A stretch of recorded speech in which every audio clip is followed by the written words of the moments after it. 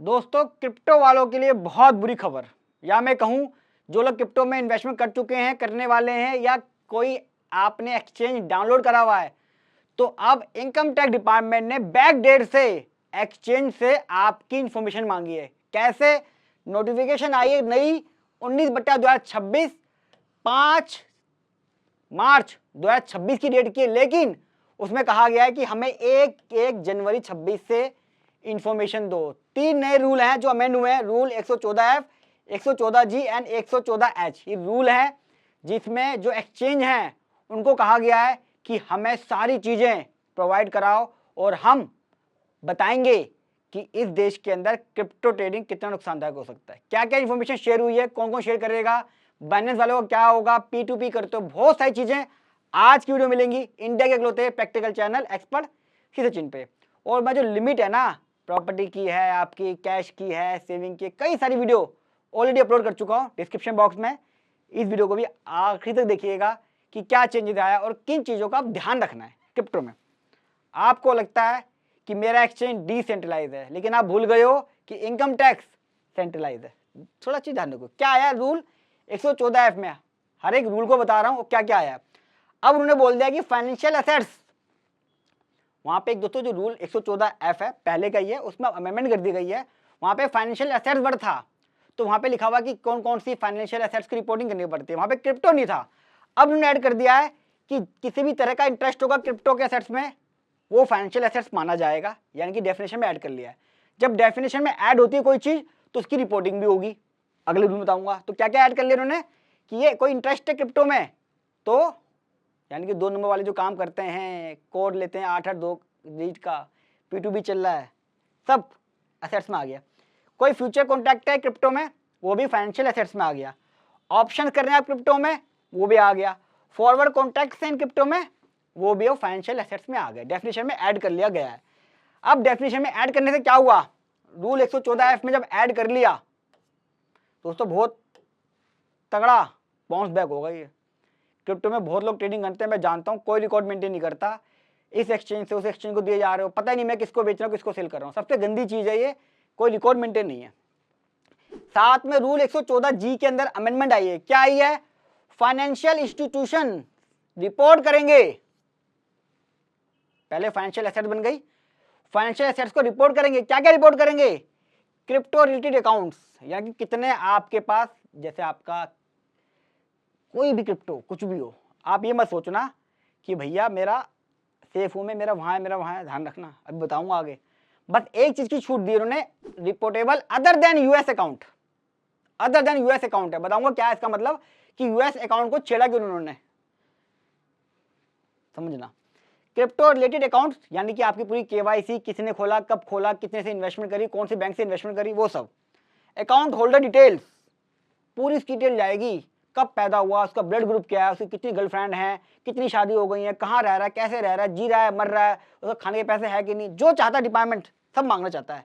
Exchange to exchange, मैंने वजीर x से बाइनेंस में कुछ करा, बाइनेंस से करा, पूरी चाहिए एक्सचेंज टू एक्सचेंज। आपने कितनी ट्रांसफर करी है, कितना नकेल कर दी है।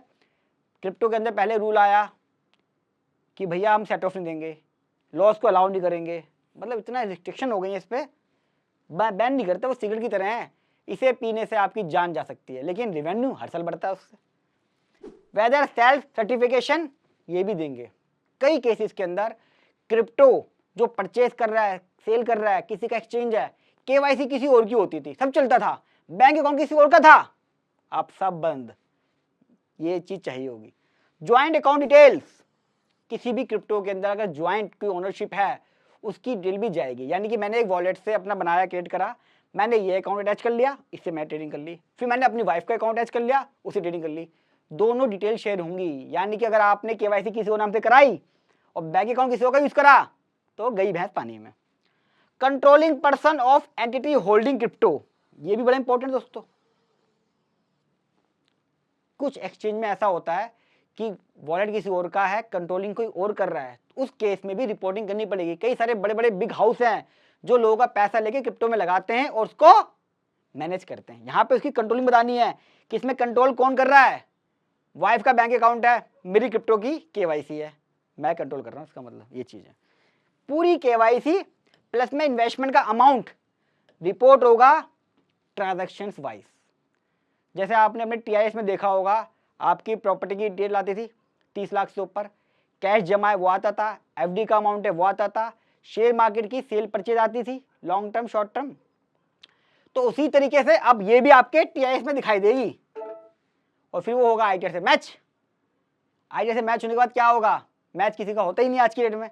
आप बोलोगे मेरा नहीं है, ये उसका नहीं है, ऐसा नहीं वैसा नहीं, मुझे पता है अब लिटिगेशन की बाढ़ आने वाली है क्रिप्टो के अंदर, 1% भी रिकॉर्ड रखते नहीं है वो। चलिए, साथ में एक रूल अमेंड करा 114H, इतनी मुश्किल नोटिफिकेशन है, मैंने अटैच कर दी, आप पढ़ लेना, आपको कुछ समझ में नहीं आएगा। ये मैंने इंटरप्रेट करी है, पूरा एक दिन लगाया है इसके अंदर। अच्छी लगी तो लाइक जरूर करना दोस्तों, जितना ज़्यादा हो सके इसे शेयर जरूर करना, बड़ी मेहनत से बनाता हूँ मैं, और कमेंट में बताना कैसी लगी वीडियो।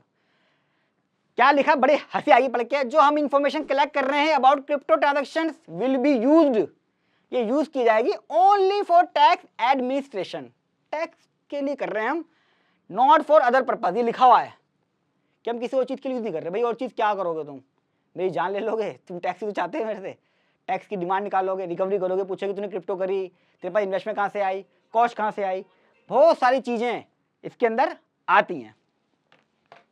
क्लाइंटों के फोन आ रहे हैं वीडियो के बीच में भी। अब आपने क्या करना है, जो मैंने वीडियो बनाई है स्पेशल, अब एक पार्ट और बचा है यूएस वाला, वो बताऊंगा। आप अपने सारे एक्सचेंज के लेजर संभाल के रखना, अपनी वर्किंग बैंकिंग से जरूर मैच कर लेना दोस्तों। क्रिप्टो वालों के बैंक इतने भरे हुए होते हैं और उनको सिंगल ट्रांजैक्शन का नहीं पता, स्पेशली जो P2P की कॉस्ट है। मुझे नहीं पता जी मैं किसको बेच दिया, कहाँ से पैसा आया, कुछ नहीं पता। भैया डेली बेसिस पे रखो, आरबीआई ट्रेड वाले तो गए काम से, कुछ नहीं समझा सकते बैंक स्टेटमेंट से, अकाउंटिंग आप करवाते ही नहीं हो, प्रॉफिट मार्जिन होता है 0.05%, कैसे करोगे?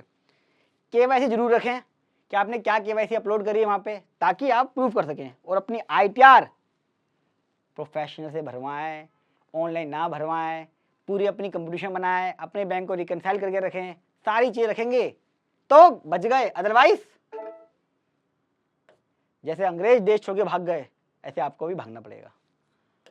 अब वहां पे दोस्तों अगर आप पढ़ोगे, नोटिफिकेशन में लगा दी है, उसमें लिखा हुआ है all person account holder other than US reportable account, यानी कि यूएस यूनाइटेड स्टेट्स का मतलब यूएस से।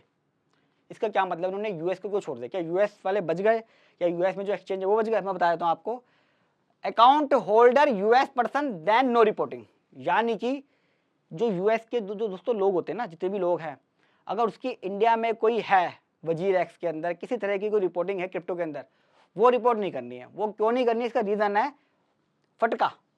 वहां पे उनको अलग से एक फटका लगा पड़ा है। फटका होता है foreign account tax compliance act है, ये एक यूएसए लॉ है, जिसके अंदर जो भी यूएस सिटीजन हैं या यूएसए में जो रह रहे हैं, उनके किसी पूरी वर्ल्ड के अंदर कहीं पे भी बैंक अकाउंट है, क्रिप्टो में होल्डिंग है, कोई इन्वेस्टमेंट है, उसकी इनकी वो है, एक्सचेंज होता है कंट्री टू कंट्री, तो वहां पे ऑलरेडी रिपोर्ट हो रहे हैं वो, तो डबल रिपोर्ट ना हो इसके लिए उन्होंने इसको कह दिया अदर देन यूएस रिपोर्टेबल।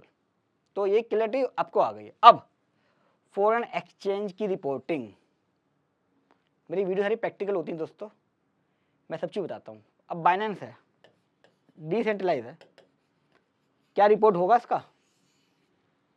क्योंकि इंडिया में तो है ही नहीं है। जब इंडिया में नहीं है तो गवर्नमेंट इसको कैसे कंपेल करेगी? दोस्तों इसका एक मैकेनिज्म है जो इनकम टैक्स डिपार्टमेंट ने बनाया है, उसके बारे में मैं दूसरी वीडियो में बताऊंगा कि कैसे आपकी बाइनेंस की रिपोर्टिंग भी अब इनकम टैक्स को जाएगी, जो उन्होंने एग्रीमेंट साइन कराया है बायलैटरल क्रिप्टो को लेके सारी कंट्री के साथ। तो बाइनेंस वाले डायरेक्ट रिपोर्टिंग तो नहीं है इस रूल के अंदर में, लेकिन जितने भी डिसेंट्रलाइज हैं किसी भी कंट्री के अंदर, उसकी रिपोर्टिंग भी क्रिप्टो की होगी 1 जनवरी से ही, बैक डेट से ही। तो अब भूल जाइए कि अब मैं सुरक्षित हूं, इनकम टैक्स के हाथ कानून से भी लंबे हैं।